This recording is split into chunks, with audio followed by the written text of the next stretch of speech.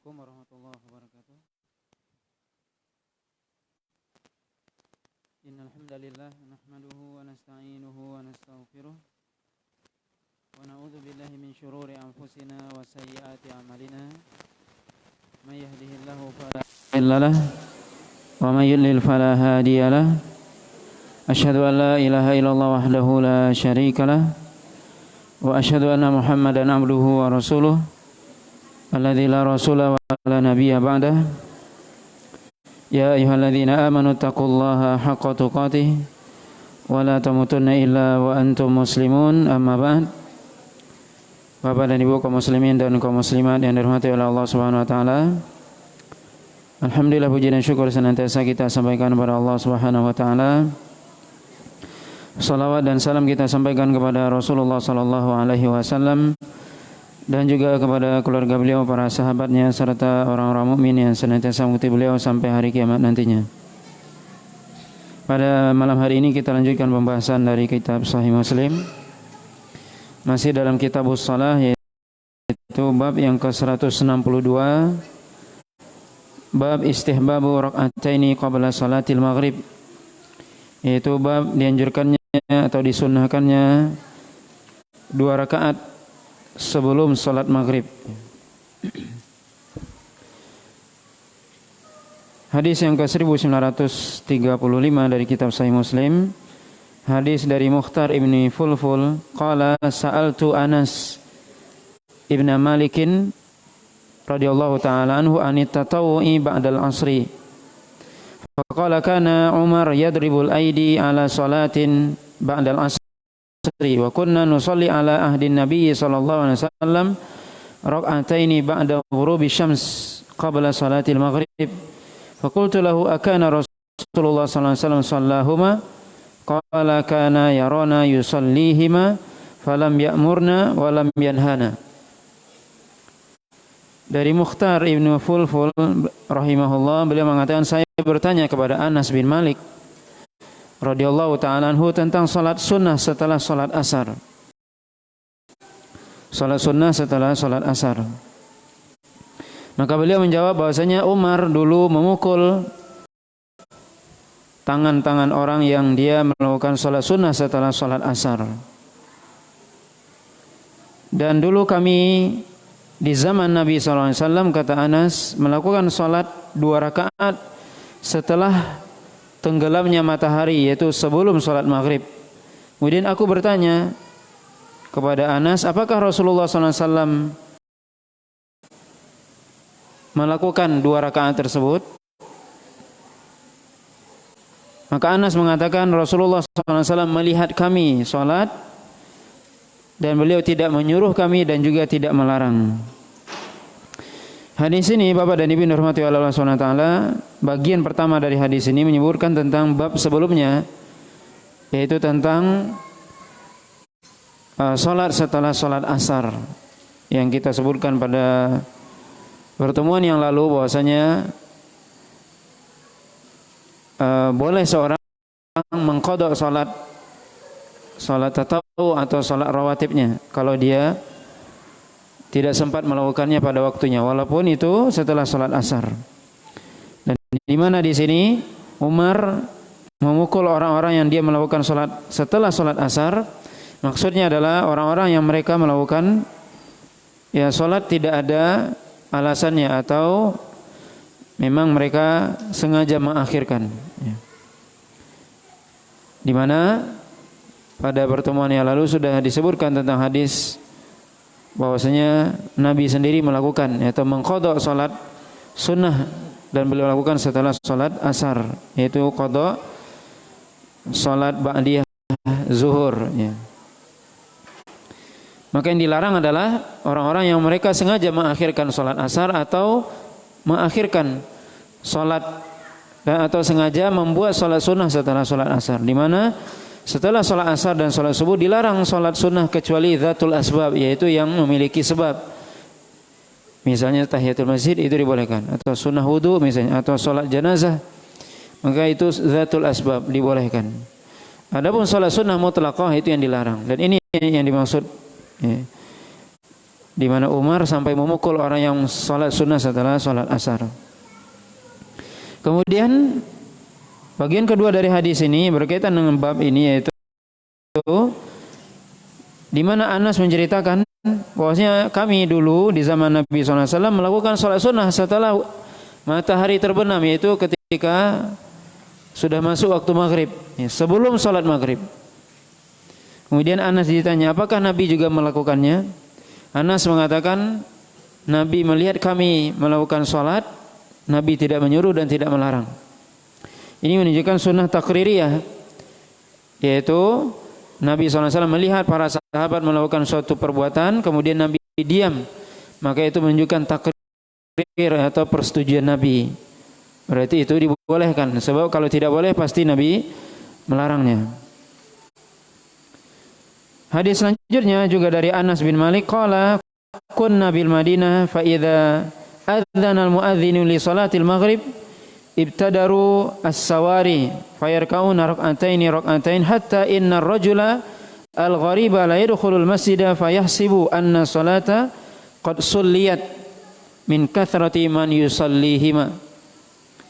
Dari Anas bin Malik bahwasanya beliau menceritakan, dulu kami di Madinah ketika muadzin mengumandangkan azan, setelah selesai azan maghrib, maka mereka yaitu para sahabat bersegera menuju tiang-tiang masjid untuk melakukan sholat sunnah 2 rakaat. Sampai kalau ada orang-orang yang orang yang baru datang ke Madinah, maka mereka akan menyangka, kemudian dia masuk masjid, kemudian dia akan menyangka bahwasanya sholat maghrib sudah ditunaikan, karena saking banyaknya orang yang melakukan sholat sunnah sebelum sholat maghrib tersebut. Dalam hadis ini hadis ini menunjukkan ya disyariatkannya atau disunahkannya sholat sunnah qabliyah maghrib, di mana itu dilakukan oleh para sahabat. Dan tadi sudah disebutkan dalam riwayat sebelumnya, Nabi menyaksikan itu dan sahabat melakukannya, sampai Anas mengatakan kebanyakan para sahabat melakukan sholat sunnah qabliyah sebelum sholat maghrib. Bahkan mereka setelah selesai sholat azan maghrib, mereka bersegera mencari tiang-tiang masjid. Apa tujuannya mencari tiang? Ini salah satu sunnah, yaitu seseorang hendaknya sholat mendekati sutroh atau batas, baik itu tiang ataupun dinding, dengan tujuan agar orang tidak melewati dia sholat ketika dia sholat, melewati tempat sholatnya. Seorang ketika dia menjadikan sutroh, pembatas ketika dia sholat, maka boleh orang yang lewat itu di belakang sutroh tersebut atau pembatas tersebut. Tapi kalau tidak, maka orang yang melewati orang yang sedang sholat itu, kata Nabi, lebih baik dia berdiri 40, kata Nabi. Maka tidak boleh melewati orang yang sedang sholat. Maka perlunya sutroh agar orang itu bisa lewat di belakang sutroh tersebut. Maka di sini para sahabat bersegera mencari atau berdiri di tiang-tiang masjid atau juga dinding-dinding. Untuk apa? Melakukan sholat, untuk sholat mendekat kepada sutroh. Dan ini ternyata sudah sunnah yang dilakukan oleh para sahabat, bagaimana mereka sholat mendekati sutroh atau tiang ataupun dinding. Dan ini dilakukan oleh para sahabat. Ya, ini bisa kita dengarkan sendiri. Anas bin Malik menceritakan, kami dulu para sahabat setelah selesai adzan maghrib bersegera mencari dinding ataupun tiang masjid untuk segera mendekat ke dinding atau tiang tersebut untuk sholat 2 rakaat, untuk dijadikan sutroh atau pembatas. Kemudian dalam riwayat Imam Bukhari disebutkan hadis Rasulullah SAW bersabda, sallu qabla al-maghrib, sallu qabla al-maghrib, sallu qabla al-maghrib liman sya'a. Kata Nabi SAW, salatlah sebelum salat maghrib, salatlah sebelum salat maghrib, salatlah sebelum salat maghrib bagi siapa yang menginginkannya, bagi siapa yang ingin. Maka ini adalah perkataan Nabi SAW yang di situ ada anjuran. Nabi pertamanya mengatakan sallu, perintah itu. Tapi di akhir hadis Nabi mengatakan liman sya'a. Liman sya'a artinya bagi orang yang mau. Maka menunjukkan perintah ini sunnah. Kalau Nabi tidak mengatakan liman sya'a berarti hukumnya wajib. Karena hukum asal dari perintah adalah wajib. Tapi ketika Nabi mengatakan di akhir hadis liman sya'a, maka hukum salat sebelum salat maghrib hukumnya adalah sunnah. Nabi sampai mengulang 3 kali. Salatlah sebelum maghrib, salatlah sebelum maghrib, salatlah sebelum maghrib bagi siapa yang menginginkannya. Maka hukum salat sunnah sebelum maghrib adalah sunnah. Dan ini adalah pendapat Imam Ahmad dan juga riwayat yang dipilih dalam mazhab Imam Syafi'i. Adapun imam yang lain di antaranya Imam Malik dan Abu Hanifah berpendapat tidak disyariatkannya salat sunnah sebelum salat maghrib. Tapi tentunya hadis-hadis yang disebutkan di sini hadis Imam Muslim, yaitu hadis Anas bin Malik dan juga hadis dalam Sahih Bukhari menunjukkan bahwasanya salat sunnah sebelum maghrib itu disyariatkan atau disunnahkan. Dan ini insyaallah pendapat yang lebih kuat. Kemudian bab selanjutnya, bab yang ke-163, bab baina kulli adzanaini salatun, yaitu bab yang menjelaskan tentang di antara 2 adzan ada salat. Di antara 2 adzan ada salat, yaitu salat sunnah maksudnya. Yaitu hadis dari Abdullah bin Mughaffal Al-Muzani radhiyallahu taala anhu qala Rasulullah sallallahu alaihi wasallam baina kulli adzanaini salatun. Qala thalathan qala fi tsalitsa liman syaa. Yaitu hadis dari Abdullah bin Mughaffal Al-Muzani radhiyallahu taala anhu, beliau mengatakan bahwasanya Rasulullah sallallahu alaihi wasallam bersabda di antara 2 adzan ada salat, yaitu salat sunnah. Nabi mengulangnya sampai 3 kali, yaitu di antara 2 adzan ada salat. Tapi di akhir Nabi mengatakan liman syaa, bagi siapa yang ingin melakukan salat sunnah di antara 2 adzan tersebut. Maksud dari 2 adzan adalah adzan dan iqamah. Jadi 2 adzan maksudnya adzan dan iqamah. Adzan kemudian iqamah. Ya. Adzan dan iqamah disebut adzanaini, 2 adzan. Ya.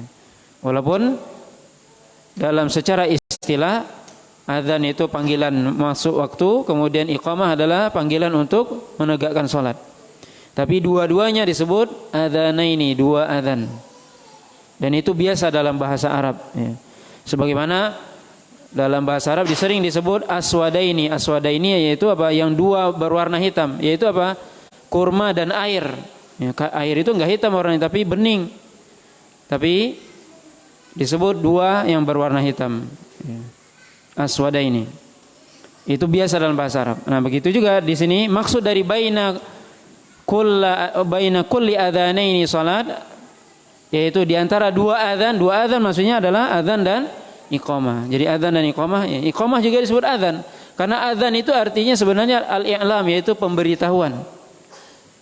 Adzan itu artinya secara bahasa pemberitahuan. Cuma sudah menjadi mustalah tersendiri. Adzan itu panggilan pertama untuk menyebutkan, untuk memberitahu waktu salat masuk. Kemudian yang kedua, adzan yang kedua disebut iqamah, untuk pemberitahuan bahwasanya salat akan didirikan atau ditegakkan. Tapi dua-duanya bisa disebut adzan karena dua-duanya adalah pemberitahuan.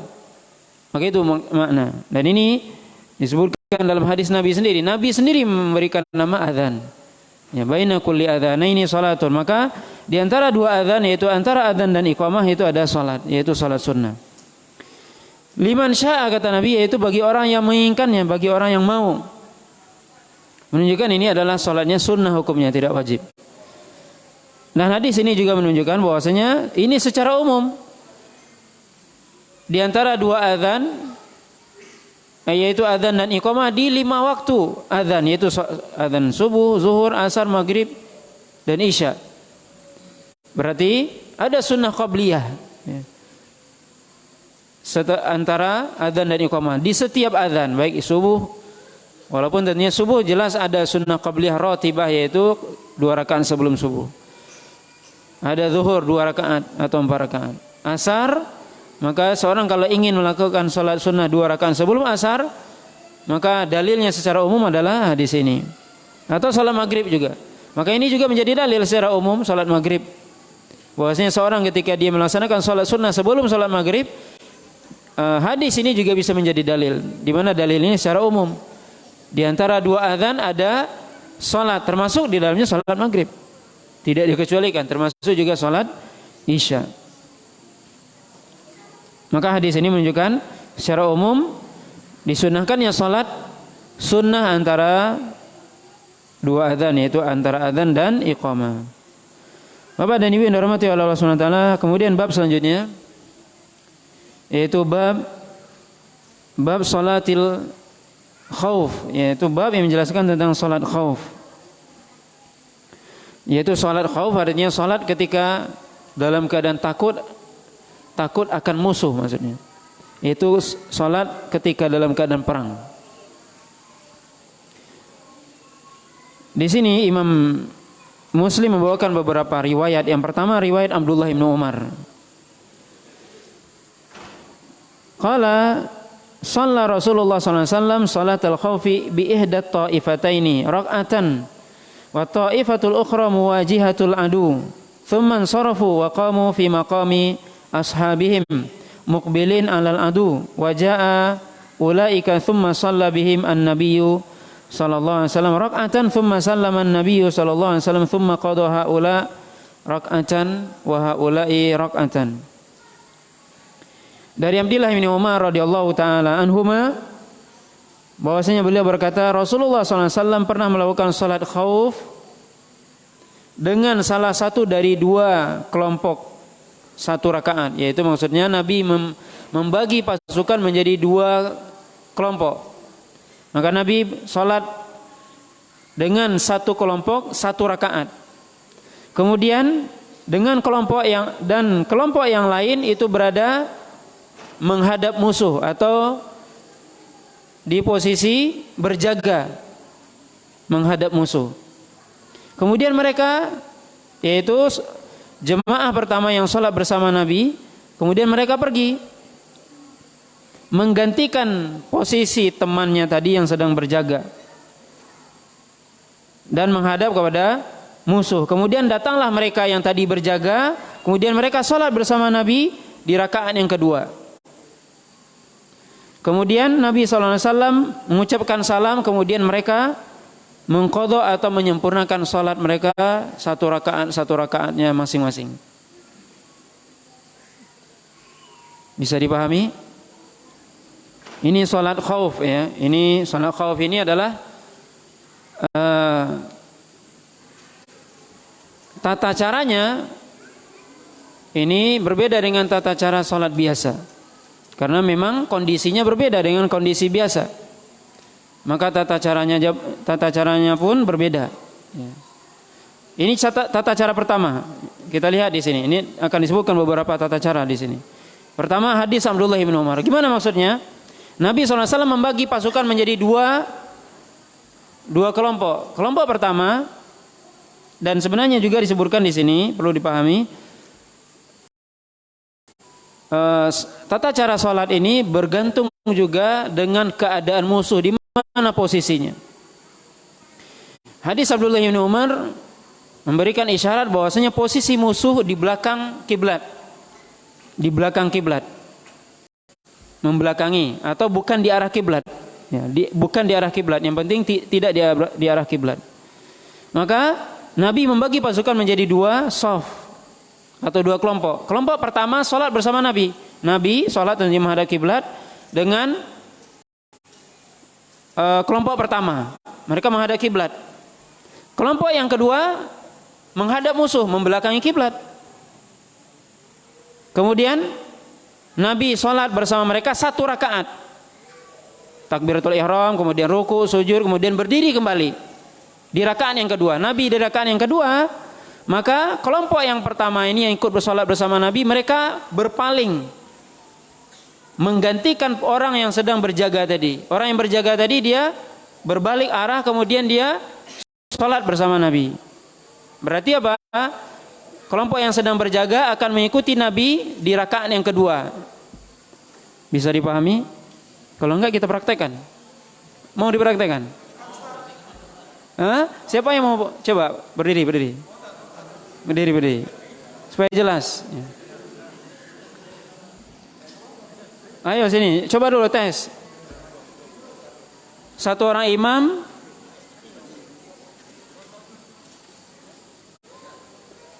imamnya satu orang maju. Yang paling tua apa Pak?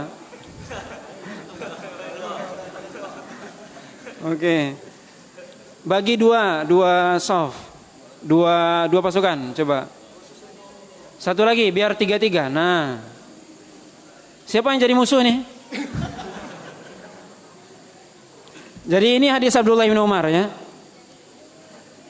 Hadis Abdullah bin Umar kita praktekkan supaya kita lebih paham ya. Hadis Abdullah bin Umar, musuh di belakang. Ya, musuh di belakang. Jadi bagaimana? Pertama, barisan yang di belakang itu menghadap ke musuh dulu. Oke, membelakang kiblat. Kemudian baris pertama apa? Menghadap salat bersama imam. Coba kita praktek salat. Kita takbiratul ihram dulu sama-sama. Oke. Ya, oke. Kemudian sampai ruku, coba ruku, sujud. Jangan lihat ke sini. Lihat musuh sana. Kena serang nanti. Terus cepat aja gerakannya. Coba kita lihat.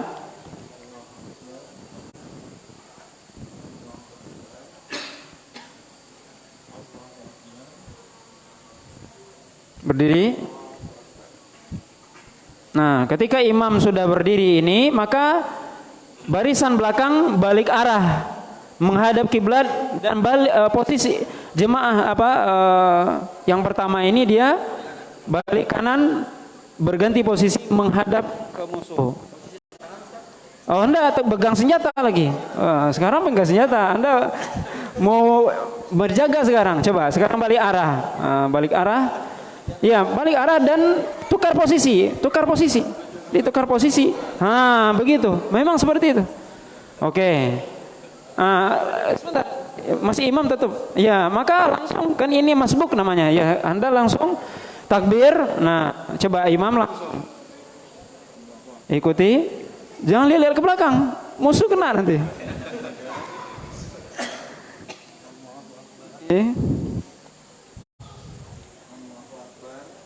Oke. Tasyahud akhir, ya.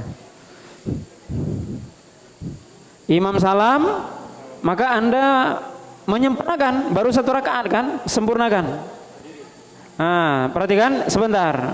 Ini dalam hadis Abdullah bin Umar ini, di sini ada perbedaan riwayatnya. Di sini disebutkan apa? Bisa jadi ini langsung berganti posisi. Kemudian yang pertama tadi mereka menyempurnakan dan mereka tunggu dulu. Karena mereka kan yang terakhir. Atau ini menyempurnakan baru dia. Nah, itu ada dua hal ya. Di sini disebutkan hadis Abdullah bin Umar ya. Hadis Abdullah bin Umar, Nabi ketika itu salam kemudian mereka menyempurnakan 1 rakaat ya, 1 rakaat. Maka tentunya dalam hal ini apa?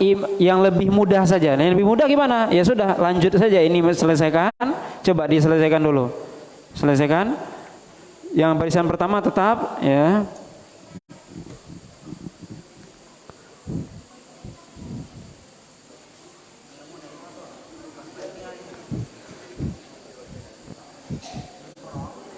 Kemudian mereka selesai, maka berganti posisi, yang di belakang masuk menyempurnakan 1 rakaat. Oke, tambah 1 rakaat lagi. Langsung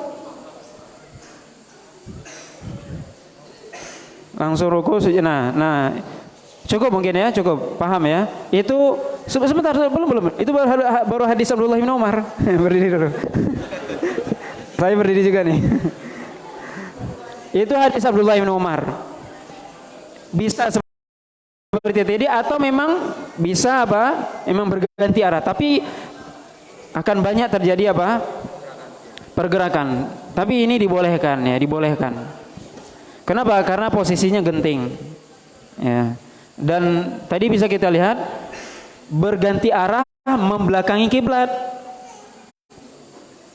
Kalau dalam posisi sholat biasa membelakangi kiblat gimana? Batal sholatnya. Tapi karena ini dalam keadaan sholat khauf, nggak batal sholatnya. Ya, nggak batal sholatnya. Nah ini yang pertama. Ini hadis Abdullah bin Umar. Ya, yang kedua, apa duduk dulu? Oh ya. Ya, jadi sebentar. Gimana sholatnya 2 rakaat atau 4 rakaat? Nanti dilihat. Pertama, kalau memang kita dalam riwayat ini disebutkan secara umum saja, walaupun nanti disebutkan riwayat Jabir itu Nabi ketika melakukan ekspansi ke tentunya keluar Madinah. Berarti kalau Madinah mereka apa? Safar. Kalau safar di qasar berarti. Ya. Tapi kalau bagaimana kalau kita yang diekspansi, kita ya membela, kita bertahan. Secara umum dalam hadis ini tidak disebutkan, ya. Jadi boleh 2 rakaat saja, boleh diringkas ya salat. Bahkan 1 rakaat nanti akan kita sebutkan Al-Qur'an, ayat dalam Al-Qur'an yang menjelaskan itu. Jadi secara umum salat khauf ini 2 rakaat disebutkan dalam hadis di sini. Walaupun teks hadis di sini Nabi melakukan ketika keluar dari kota Madinah. Tentunya kalau keluar safar yang jelas ya. Nah, tapi secara umum boleh ya. Karena apa? Karena ini salat khauf, berbeda dengan salat biasa. Makanya juga disebutkan salat dalam hadis Nabi yang lain bahwasanya ketika salat khauf itu ditetapkan salat itu ketika safar dan khauf, ya, safar dan khauf itu 2 rakaat. Sedangkan salat ketika mukim 4 rakaat. Berarti khauf walaupun dia mukim tetap ya wallahu alam 2 rakaat, dan itu karena apa? Secara umum ya dalam hadis ini secara umum 2 rakaat. Ya, ini yang pertama. Ini hadis Abdullah bin Umar. Sekarang kita lihat hadis Jabir. Nah, ini hadis Jabir. Hadis Jabir qala, Anda mau berdiri apa? Oke, siap ya. Jabir bin Abdullah qala syahid ma'a Rasulillah sallallahu alaihi wasallam salat al-khauf fasaffafna saffaini saffun khalfa Rasulillah sallallahu alaihi wasallam wal adu bainana wa bainal qiblah fakabbara Nabi sallallahu alaihi wasallam wa kabbarna jami'an thumma raka'a wa raka'na jami'an thumma rafa'a ra'sahu minar ruku' wa rafa'na jami'an thumma inhadara bisujud was-safful ladzi yalihi wa qama safful al-mu'akhkhar fi nahri al-adu falamma qada Nabi sallallahu alaihi wasallam as-sujud wa qama safful ladzi yalihi inhadara safful ladzi mu'akhkhar bisujud wa qamu thumma taqaddama as-saff al-mu'akhkhar wa ta'akhkhara as-saff al-muqaddam thumma raka'a an-nabiy sallallahu alaihi wasallam wa raka'na jami'an thumma rafa'a ra'sahu min ar-ruku' wa rafa'na jami'an thumma hadara bis-sujud wa as-saff alladhi yalihi alladhi kana mu'akhiran fi rak'atil ula wa qama as-safful mu'akhkhar fi nuhuril adu falamma qada an-nabiy sallallahu alaihi wasallam as-sujud wa as-safful alladhi yalihi in hadara as-safful mu'akhkhar bisujud fasajadu thumma sallama an-nabiy sallallahu alaihi wasallam wa sallamna jami'an qala Jabir kama yasna'u harasakum haula'i bi umaraihim. Ini hadis Jabir yang pertama ya, ini panjang ya. Yaitu apa kata Jabir? Saya menyaksikan bersama Rasulullah. Menyaksikan di sini biasanya bukan hanya melihat tapi ikut bersama Nabi sallallahu alaihi wasallam salat khauf, di mana kami sallallahu alaihi wasallam kami dibagi oleh Nabi menjadi 2 shaf. Shaf yang berada di belakang Nabi salat ya. Dan musuh berada di antara kiblat. Nah, ini berbeda sekarang. Kalau tadi hadis Abdullah bin Umar musuh di belakang kiblat. Sekarang musuh di depan. Nah, bagaimana tata caranya? Nah, kata Nabi SAW, kata Jabir, Nabi menjadikan kami 2 shaf. Kemudian sedangkan musuh di antara kami dengan kiblat, yaitu di depan. Kemudian Nabi SAW bertakbir, ya bertakbir dan kami semua bertakbir. Kemudian Nabi ruku, kami juga semua ruku. Nabi bangkit dari ruku, kami bangkit. Kemudian Nabi sujud, maka sujudlah shaf yang paling dekat dengan Nabi, yaitu shaf pertama. Sedangkan shaf yang kedua berdiri. Berdiri ngapain? Melihat musuh, berjaga. Setelah Nabi selesai sujudnya dan Nabi berdiri di rakaat yang kedua, maka shaf yang di belakang, maka shaf yang di belakang apa? Turun. Tadi dia baru berdiri, sujud dia, tapi berada di tempatnya. Tidak ada pergantian apa? Tempat. Ya dia apa? Tetap di tempatnya, mereka sujud. Sedangkan shaf yang ada, shaf pertama dan Nabi yaitu sedang dalam keadaan berdiri di rakaat yang kedua. Nah, maka kemudian mereka in hadara bisujud, ya. Kemudian apa kata Jabir? In hadara as-safful muakhir bisujud wa qamu. Kemudian apa? Mereka berdiri. Kemudian setelah itu apa? Baru di sini ya baru pergantian, ya. Wa qamu, ya. Di sini Nabi sallallahu alaihi wasallam falamma qada an-nabi sallallahu alaihi wasallam as-sujud qama alladhi yalihi in hadara as-safful muakhir bisujud wa qamu.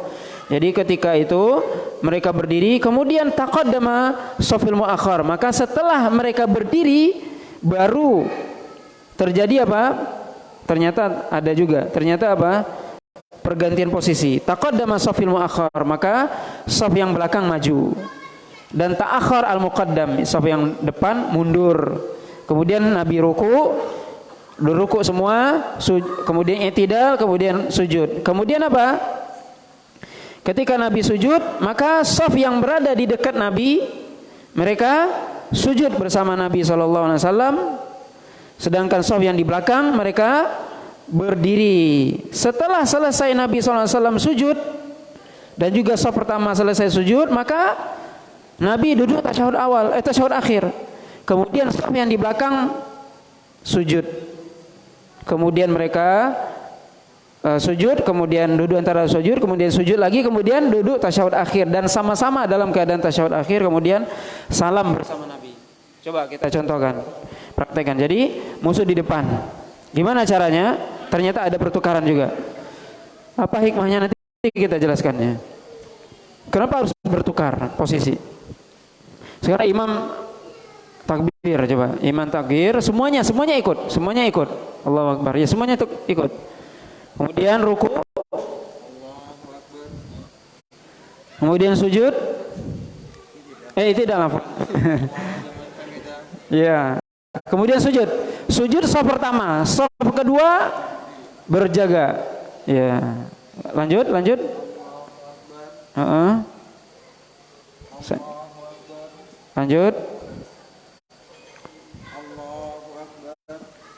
Berdiri, oke. Maka yang kedua ngapain? Sujud. Kan tadi sudah i'tidal, tapi sujud belum. Sujud.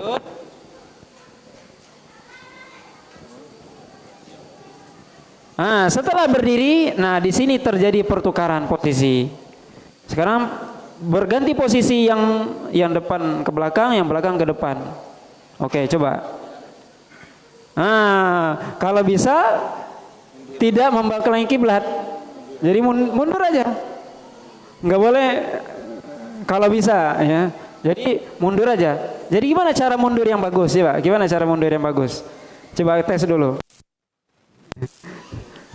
Oke.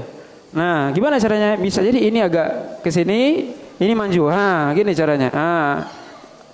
Seperti itu. Itu cara harus dipelajari itu. Jadi nggak tabrakan, maksudnya nggak tabrakan. Sebenarnya apa? Yang melihat orang belakang yang lihat. Jadi kemana kawan kita itu mundurnya? Kalau dia mundurnya seperti ini, Anda ke dalam. Kalau dia keluar, Anda ke dalam. Seperti itu.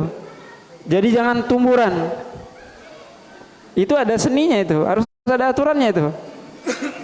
Ya, oke. Nah, maka kemudian sholat, lanjutkan. Ikut semua. Oke, lanjut. Nah, berdiri. Ya, benar. Tunggu.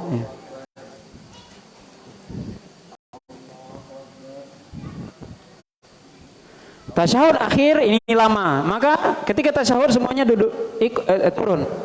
Nah, Kenapa? Musuh kan di depan, senjata bisa. Ya artinya apa? Kita bisa bertahan walaupun dalam kondisi duduk. Gitu maksudnya. Nah, ketika sudah selesai ini, maka baru salam bersama-sama. Nah, ini hadis Abdullah bin Jabir. Hadis Jabir bin Abdullah. Enggak apa duduk pas ya. Istirahat dulu. Ini hadis Jabir bin Abdullah. Di mana posisi sekarang apa? Musuh di depan. Belum selesai, masih ada.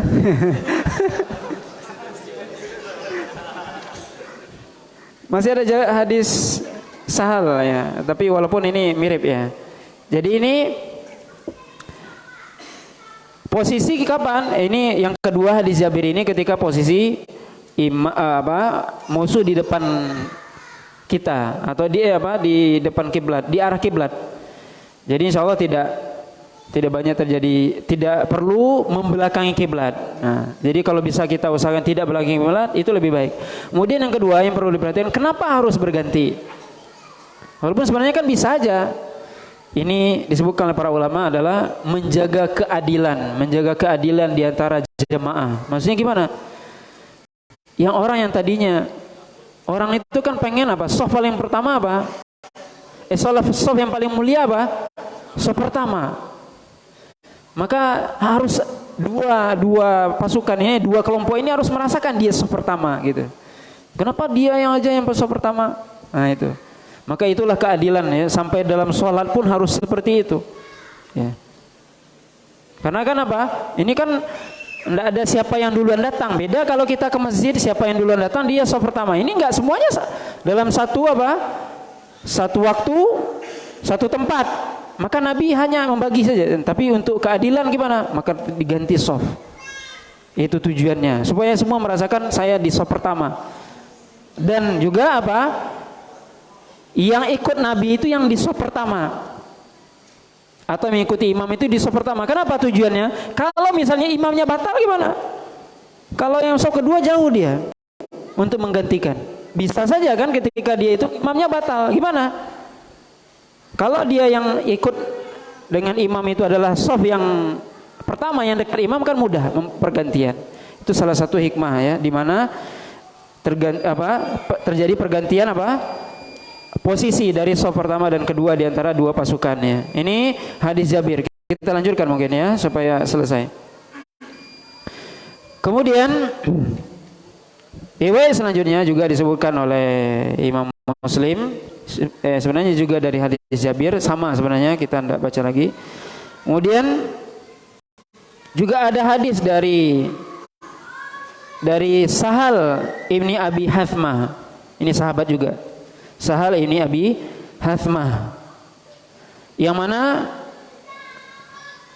hadisnya juga mirip ya dengan hadis Jabir. Jadi tidak perlu kita praktekkan ya, insyaallah sama ya. Tapi kita menambahkan bahwasanya ini pertama hadis riwayat Ibnu Umar, posisi musuh di belakang atau selain di arah kiblat. Yang kedua hadis Jabir itu menghadap kiblat, dan juga hadis Sahal ibni Abi Hathmah. Ini juga sahabat yang meriwayatkan bahwasanya Rasulullah SAW juga ketika itu membagi shaf menjadi dua, di mana ketika itu juga musuh di hadapan, mirip dengan hadis Jabir ya.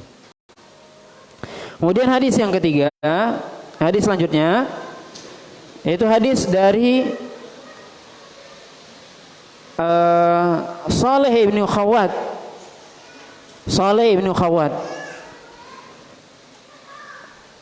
tentang orang-orang yang sholat bersama Nabi SAW pada pertempuran ya, ini tadi kita sebutkan pertempuran Dzatur Riqa itu adalah pertempuran yang terjadi pada tahun ke-5 Hijriah, yaitu melawan suku Ghatafan di Najd. Najd itu kalau sekarang di Riyadh ya, di bagian timurnya Saudi ya, berarti jauh dari Madinah ya. Pertempuran ini disebut Dzatur Riqa. Kenapa? Karena para sahabat ketika itu banyak yang berjalan kaki, kemudian mereka banyak kakinya yang terluka, kemudian sampai mereka membalut kakinya itu. Jadi Dzatur Riqa artinya yang punya robekan-robekan. Maksudnya apa? Kain itu dirobek untuk apa? Membalut kaki-kaki mereka karena saking jauhnya perjalanan dan sulitnya medan. Ya. berbatuan dan sebagainya, sampai mereka khawatir kakinya robek dan sebagainya, maka sampai dibalut itu kaki dengan kain, ya. Itu saking sulitnya ketika itu, maka disebut Dzatur Riqa, ya. Pertempuran disebut Dzatur Riqa. Kemudian dalam hadis ini disebutkan, hadis ini disebutkan bahwasanya anna ta'ifatan saffat ma'ahu wa ta'ifatun wijahal adu. Fasalla billadzi ma'ahu rak'atan thumma thabata qa'iman wa atammu li anfusihim.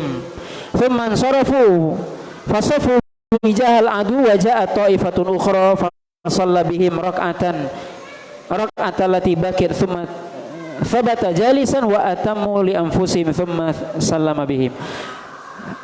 Hadis ini, hadis dari Saleh bin Khawat ini mirip dengan apa yang Allah sebutkan dalam surah An-Nisa. Jadi perlu kita ketahui bahwasanya tentang ayat tentang salat khauf itu disebutkan salah satu tata caranya dalam Al-Qur'an dalam surah An-Nisa.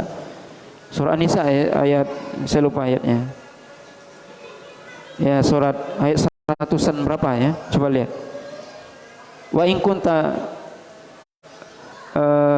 apa dalam ayatnya itu, fa idza kunta fihim faltakum ta'ifatum minhum ma'aka falyakhudhu hidhrahum wa aslihatahum.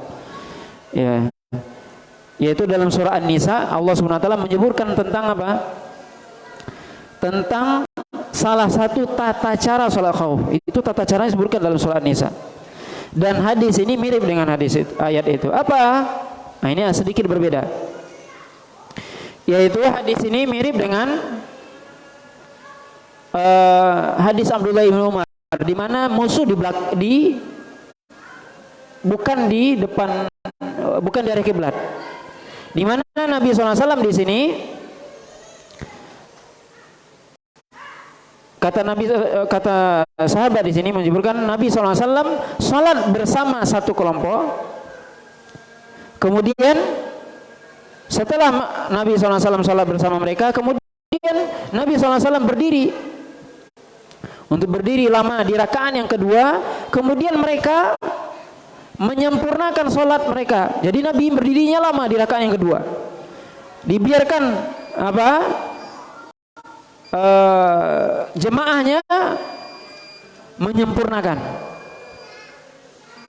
Kemudian setelah selesai sholat mereka pergi. Baru datang satu kelompok lagi, mereka sholat bersama Nabi. Nabi yang tadi sudah berdiri di rakaat yang kedua panjang, mereka masuk. Kemudian mereka apa? Kemudian setelah Nabi tasyahud akhir, Nabi duduknya lama. Kemudian mereka sahabat ini berdiri, kemudian menyempurnakan. Kemudian Nabi SAW salam bersama mereka. Nah, di sini coba kita praktekkan supaya paham. Sekarang posisinya apa? Musuh di belakang. Musuh tidak di depan kiblat. Nah, di sini Nabi langsung membagi pasukan menjadi dua, dan yang salat cuman satu saja, yang di belakang langsung menghadap musuh, dia tidak sholat. Ya, sholat yang di depan sholat bersama Nabi. Coba praktekkan sholat satu rakaat. Ya Allah. Yang di belakang menghadap musuh. Lanjut, ruku, sujud.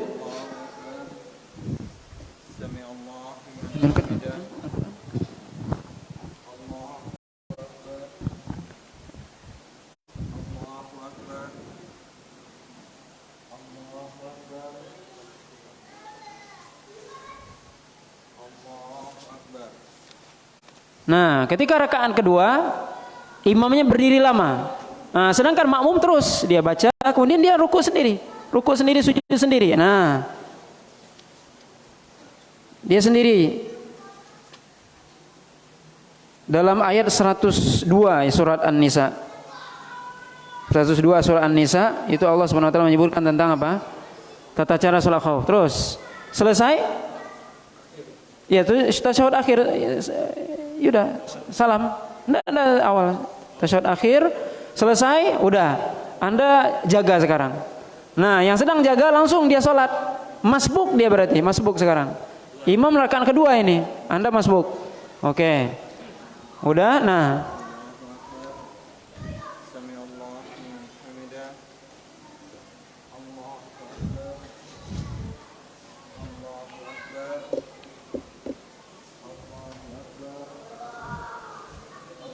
Nah, di tasyahud akhir, nah Anda langsung berdiri. Menyempurnakan. Biasanya kita menyempurnakan kapan? Kalau imam sudah salam baru masbuk naik. Kalau ini enggak.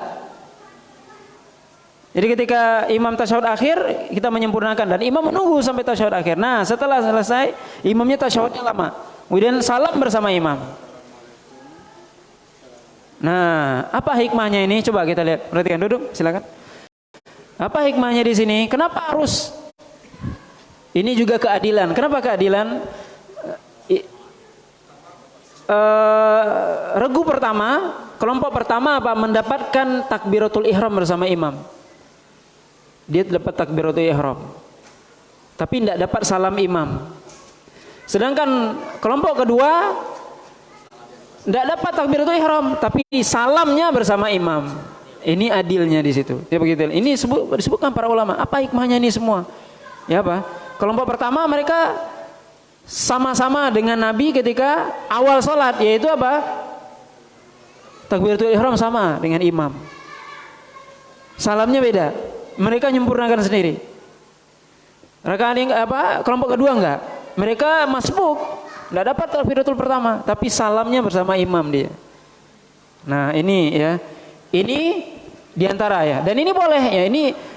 Ini dilihat maslahatnya oleh komandan, berarti gimana tata caranya nanti sesuai dengan keadaan. Apa kita mau lakukan seperti Abdullah bin Umar tadi yang pertama dengan banyak perubahan ya, tapi dalam posisi sholat tadi itu. Kalau ini nggak sholat kan, memang nggak sholat sama sekali. Nah, ini kembali kepada apa? Ya, ijtihadnya imam ya, dan melihat keadaan gimana yang lebih pas ya. Memang keadaan yang pertama tadi hadis Abdullah bin Umar itu lebih banyak pergerakannya dan membelakangi kiblat dan sebagainya. Ya kan mereka dalam keadaan sholat tadi itu membelakangi kiblat mereka. Tapi kalau ini enggak, dia enggak membelakangi kiblat dalam sholat. Ya. Makanya hadis ini lebih apa? Hadis ini cocok dengan apa? Ayat dalam surah An-Nisa ayat 102. Ya. Ini hadis apa? Saleh bin Khawat. Kemudian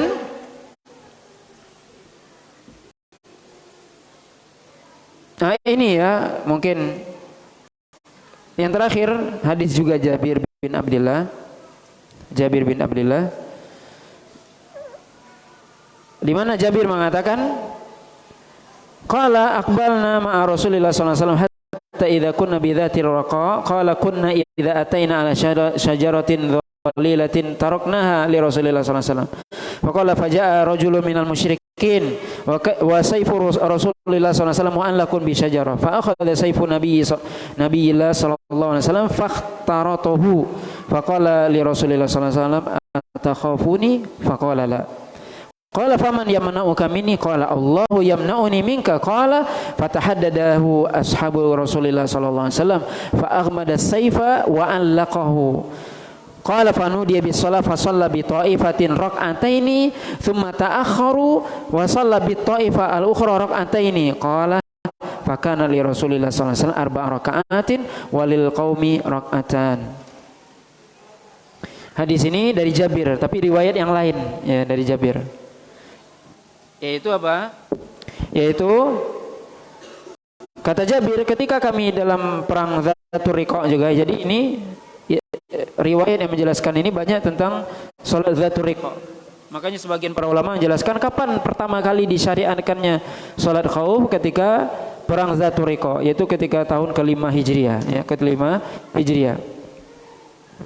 Sebagian ulama mengatakan seperti itu ya.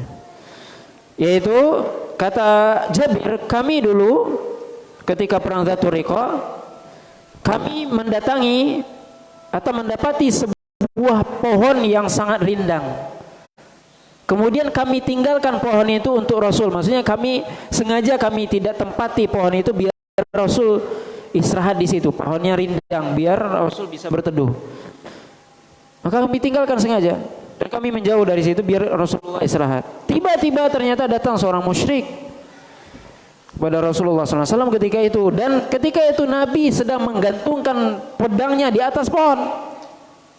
Orang musyrik ini ketika itu Nabi istirahat, langsung memang mengambil pedang Nabi dan menghunusnya.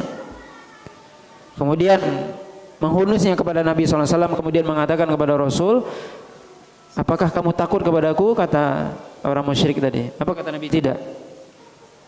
Nabi mengatakan tidak. Ya, dalam keadaan seperti tadi ya, Nabi dihunus ya, pedang sedang terhunus di hadapan beliau. Ketika ditanya oleh orang musyrik tadi, apakah kamu takut sama saya ini? Saya penggal lehernya, kalau biasa kita sederhana. Enggak, kata Nabi. Kemudian orang kafir tadi bertanya, faman yamna'uka minni? Siapa yang bisa menghalangi aku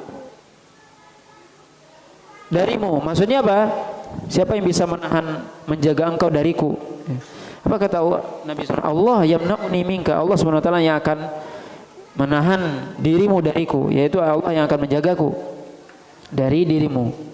Maka kemudian sahabat ternyata melihat kejadian tersebut, maka para sahabat mengancam orang musyrik tadi. Akhirnya orang tadi memasukkan kembali pedang itu ke dalam sarungnya, kemudian menggantungkannya lagi. Kemudian ketika itu orang itu pergi ya. Kemudian ketika itu apa? Salat ditunaikan.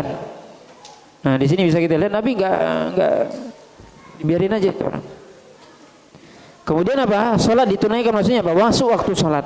Kemudian Nabi SAW membagi pasukan menjadi dua barisan, dua kelompok. Kemudian Nabi SAW salat 2 rakaat bersama kelompok yang pertama. Salat 2 rakaat dengan kelompok yang pertama sempurna. Nabi salam, salat seperti biasa. Kemudian setelah selesai salat mereka berjaga, dan kemudian datang kelompok yang kedua juga. Nabi SAW salat bersama mereka 2 rakaat. Maka Nabi SAW melakukan salat ketika itu 4 rakaat, sedangkan para sahabat 2 rakaat. Maka ini Bapak dan Ibu yang dirahmati Allah Subhanahu wa taala, ini juga ya dalam hadis Jabir. Di sini kalau ini lebih jelas ya. Nabi membagi sahabat menjadi 2 kelompok besar, kemudian apa? Kemudian Nabi sholat secara sempurna 2 rakaat. Sempurna 2 rakaat. Sampai salam. Ya, sampai salam. Yang lain berjaga. Ya, dan kemungkinan besar ini adalah musuh tidak di hadapan kiblat, tapi di belakang. Ya. Coba kalau di hadapan kiblat adalah hadis Jabir yang pertama tadi. Itu yang lebih pas ya. Dan juga hadis Sahal ibni Abi Hathmah. Tapi ini apa? Wallahu alam ya. Tidak disebutkan memang ya kondisi musuh ya. Tapi di sini disebutkan apa? Bahwasanya Nabi sholat bersama sahabat dengan sempurna 2 rakaat salam. Kemudian Nabi sholat lagi 2 rakaat lagi. Kemudian salam. Nabi berarti sholat yang 4 rakaat. Dan ini insya Allah jelas ya. Tidak ada yang samar dalam hal ini. Benar-benar Nabi sholat seperti biasa sampai salam, kemudian Nabi mengulang sholatnya. Nah, di sini disebutkan apa? Nabi sholat pertama apa? Nabi sholat yang pertama sholatnya wajib, yang kedua hukumnya sunnah. Karena Nabi menjadi imam, maka beliau sunnah mengulangi sholat. Ya. Maka di sini para ulama menjelaskan, mengambil faedah dari hadis ini, bolehnya seseorang menjadi imam, menjadi makmum, sedangkan dia dalam keadaan sholat wajib, sedangkan imamnya sholat sunnah. Ini dalilnya. Ini salah satu dalil. Nabi sholat yang kedua bersama sahabat yang kelompok yang kedua itu hukumnya sunnah. Karena Nabi sudah selesai sholat 2 rakaat tadi, sholat zuhur atau asar, sudah selesai sholatnya. Tapi Nabi kembali sholat menjadi imam. Itu hukumnya sunnah bagi Nabi. Sedangkan bagi sahabat hukumnya adalah wajib. Maka para ulama menjelaskan apa? Bolehnya seorang yang sholat dia wajib, sholat wajib bermakmum kepada orang yang sholat sunnah. Dan ini mungkin terjadi misal ya, ketika kita di bulan Ramadan kita telat datang ke masjid, ternyata orang sudah selesai sholat isya berjamaah, orang lagi sholat tarawih, kita belum sholat isya. Apa yang kita lakukan? Sholat bersama imam. Imamnya sholat tarawih, kita sholat isya. Imamnya nanti salam 2 rakaat, kita tambah 2 rakaat ya, sendiri. Itu jadi sah kita bermakmum dengan imam yang dia sholatnya sholat sunnah ya. Termasuk juga mungkin ada, misalnya ada orang yang dia telat sholat, kemudian ada seorang yang dia sudah selesai jemaah, kemudian dia sholat ba'diyah, sholat ba'diyah zuhur misalnya, ada makmum datang, wah orang udah pada pulang ini, gimana? Ya sudah, ikut bersama dia, walaupun dia sholat sunnah ba'diyah tadi, boleh ya. Kita belum telat datang sholat zuhur nih, orang udah pulang semua, tapi ada teman masih sholat sunnah ba'diyah zuhur, kita sholat bersama dia, berimam dengan dia, dan itu dibolehkan. Dia sholat sunnah ba'diyah, kita sholat zuhur, ketika dia salam kita tambah 2 rakaat lagi. Paham ya Bapak dan Ibu dirahmati Allah SWT? Ini diantara faedah ya. Dan tentunya kalau kita pahami Bapak dan Ibu dirahmati Allah SWT tentang sholat khauf ini, apa hikmah yang paling besar? Jadi sebenarnya hikmah yang paling besar sholat khauf apa? Hadis-hadis ini menunjukkan satu hal yang sangat penting. Apa itu? Pentingnya atau bahkan wajibnya sholat berjamaah. Kita bisa bayangkan di sini dalam kondisi perang, dalam kondisi nyawa terancam, masih Nabi itu apa? Sholat berjamaah. Maka ini salah satu dalil dari ini salah satu dalil bagi para ulama yang mereka berpendapat bahwa sholat berjamaah itu wajib hukumnya bagi laki-laki. Ini salah satu dalil. Walaupun sebagian lagi mengatakan sunnah, tapi kita bisa menimbang mana pendapat yang lebih kuat dalam hal ini. Yang lebih kuat adalah sholat berjamaah ke masjid hukumnya wajib bagi laki-laki. Apa salah satu dalilnya ini? Dalam keadaan perang pun tetap berjamaah Nabi. Itu bisa bayangkan tuh. Sampai terjadi apa? Harus putar arah, harus kadang membelakangi kiblat atau berganti berjalan mundur maju demi menjaga apa? Jamaah. Subhanallah. Kalau seandainya saudara-saudara kita memahami ini, mendengarkan hadis-hadis tentang sholat khauf ini, kita tentunya mereka akan datang ke masjid ya, berjamaah ke masjid. Kita bisa bayangkan dalam keadaan terancam tetap sholat berjamaah Nabi. Bagaimana kita di zaman kita sekarang? Kondisi aman, tidak ada apa-apa. Kenapa kita malas datang ke masjid? Kenapa kita malas berjamaah ke masjid? Ini pelajaran yang paling penting sebenarnya. Bagaimana dalam keadaan berjamaah, dalam keadaan susah pun, dalam keadaan apa? Dalam keadaan nyawa terancam pun tetap Nabi sholat berjamaah. Nah, ini Bapak dan Ibu yang dirahmati Allah SWT, pelajaran yang sangat penting ya dari disyariatkannya sholat khauf berjamaah. Disebutkan oleh Allah SWT dalam Al-Quran surat An-Nisa ayat 102, disebutkan salah satu tata caranya, kemudian disebutkan oleh Nabi SAW dalam hadis-hadisnya. Kemudian juga Bapak dan Ibu dirahmati Allah SWT, semua tadi sudah kita sebutkan bahwasanya tata cara yang disebutkan itu boleh semuanya dipakai ya, sesuai dengan keadaan tadi. Disebutkan mana keadaan yang lebih memudahkan ya bagi kita. Dan ini juga menunjukkan bahwasanya ya seorang muslim penting bagi dia sholat ya, penting ya. Kalau tadi berjamaah, sekarang masalah sholat itu sendiri. Dalam keadaan perang pun tetap sholat. Subhanallah. Ini sekarang bagaimana kalau ada saudara kita kaum muslimin yang dia dalam keadaan aman tidak mau sholat, naudzubillah. Ini dalam keadaan perang pun tetap sholat. Subhanallah ya.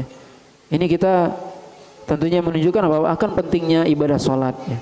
Kemudian juga ini kalau memungkinkan ya, seperti tadi masih bisa mengatur apa semua. Tapi kalau misalnya dalam perang sedang berkecamuk gimana? Sholat atau tidak? Tetap sholat. Kata Allah SWT dalam surah Al-Baqarah apa? Fa in khiftum farijalan aw rukbana. Kata Allah SWT dalam surah Al-Baqarah, fa in khiftum farijalan aw rukbana. Itu kalau kamu dalam keadaan takut, ya maksudnya dalam keadaan takut yang sangat, farijalan aw rukbana. Yaitu apa? Boleh dalam keadaan rijal. Rijal di situ jamak dari rajil, artinya berjalan. Boleh dalam keadaan salat itu berjalan, sambil jalan salat. Walaupun tidak menghadap kiblat, walaupun tapi baca sesuai dengan kemampuan, bisa menunduk untuk ruku sujud sesuai sambil berjalan, atau rukbana, atau dalam menunggangi kendaraan. Allah SWT katakan dalam surah Al-Baqarah ayat 239, fa in khiftum farijalan aw rukbana. Al-Baqarah 239, fa in khiftum farijalan aw rukbana, bahwasanya dalam keadaan perang sedang berkecamuk apa? Tetap salat. Dalam keadaan berjalan atau naik kendaraan, pokoknya salat. Walaupun tidak menghadap kiblat, tidak apa-apa. Ini menunjukkan sekali lagi apa? Pentingnya salat, ya.